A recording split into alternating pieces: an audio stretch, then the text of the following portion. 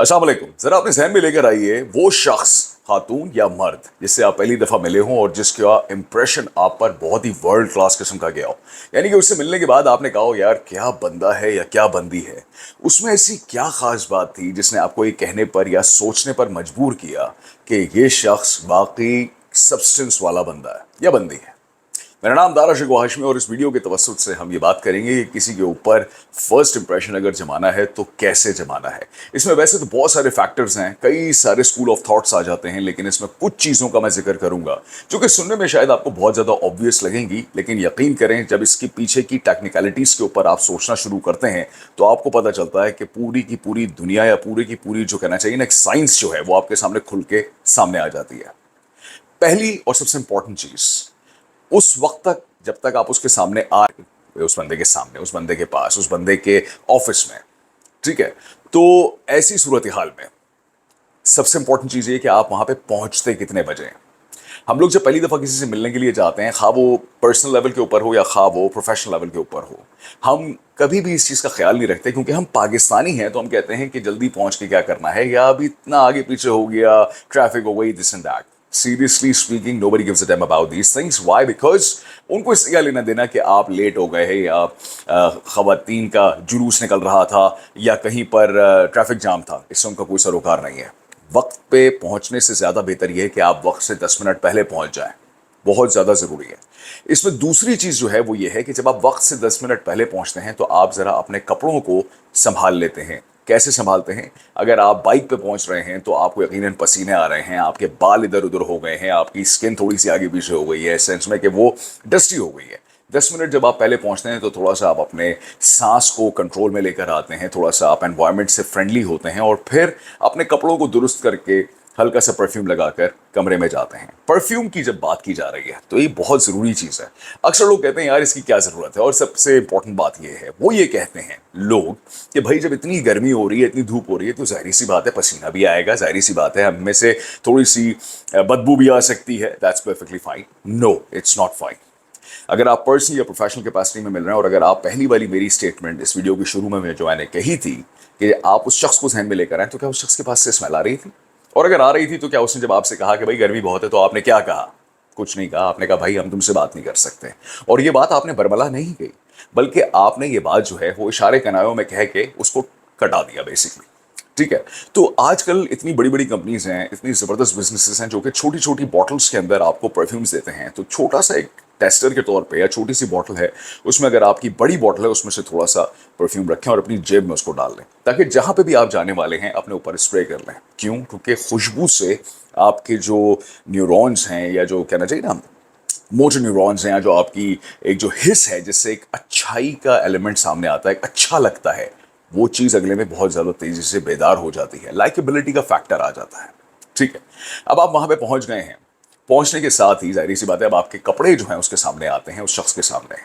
कपड़े जब सामने आते हैं तो हम इसमें बहुत ज़्यादा डिटेल में नहीं जाते। मतलब इन द सेंस ऐसे कि हम कहते हैं ठीक है जी हमने व्हाइट शर्ट पहन ली है, ब्लू जीन्स पहन ली है, व्हाइट शर्ट पहन ली है, उसके साथ जो है ब्लैक ट्राउजर और ब्लैक सूट पहन लिया है। ये बड़ा स्टैंडर्ड है। लेकिन आप अर्थी कलर्स क्यों नहीं पहन रहे? अगर गर्मी बहुत ज़्यादा है तो आप फॉन कलर के साथ वाइट कलर पहन सकते हैं। अगर गर्मी बहुत ज़्यादा है तो आप ब्लू कलर पहन सकते हैं। अगर गर्मी बहुत ज़्यादा है तो आप white, off white fawn colours के साथ साथ ग्रे कलर या कहना चाहिए ना ब्राउन कलर पहन सकते हैं। ज़रूरी नहीं है कि आप बस ब्लैक ही पहन के जाएं या वाइट और ब्लू ही पहन के जाएं। बहुत ज़रूरी है। अगली और बहुत इंपॉर्टेंट बात यह है कि आपको ये पता होना चाहिए कि जब आप उस शख्स के पास पहुंचते हैं तो आपके शुरू के 7 सेकंड हैं जिसके अंदर वो शख्स ये जांच लेता है कि आया मुझे इस बंदे के साथ रिश्ता इस्तेवार करना है या नहीं करना, पर्सनल या प्रोफेशनल। 7 सेकंड्स हैं आपके पास, 7 सेकंड्स, दैट्स इट। 7 सेकंड्स के अंदर अब आप कहें यार 7 सेकंड्स के अंदर तो अभी मैं पहुंचा ही था, अभी तो मैंने बात भी नहीं की और उन्होंने जो है वो एक बात कर ली कि बस ठीक है हमने इससे बंदे से बात नहीं करनी है, इसको हायरिंग नहीं करनी इसके साथ, या इसको हमने प्रोजेक्ट्स नहीं देने। क्योंकि आपने अपने बॉडी स्ट्रक्चर के हिसाब से ड्रेसिंग नहीं की हुई, आपने बॉडी टोन के हिसाब से कलर कॉम्बिनेशंस नहीं पहने हुए, आपने फैशन एक्सेसरीज यानी कि चश्मा या हैट्स या वॉच सही से उसको इस्तेमाल नहीं किया हुआ। जब आप ये चीज़ें इस्तेमाल नहीं कर रहे तो गड़बड़ हो जाती है। मिसाल के तौर पे एक बहुत बड़ा ब्लंडर लड़के मारते हैं, वो ये करते हैं कि वो सूट्स के साथ जो है स्पोर्ट्स की वॉचेस पहन जाते हैं। It's a big no no. No matter how amazing that watch is, no matter it's a G-Shock original costing 50,000 rupees, it doesn't matter. लेकिन जो चीज़ मैटर कर रही है वो ये कि आपने प्रोफेशनल कैपेसिटी के अंदर जाते हुए आपने एक कैजुअल या स्पोर्ट्स वेयर की जो घड़ी है वो पहन ली है. Not a good idea, right?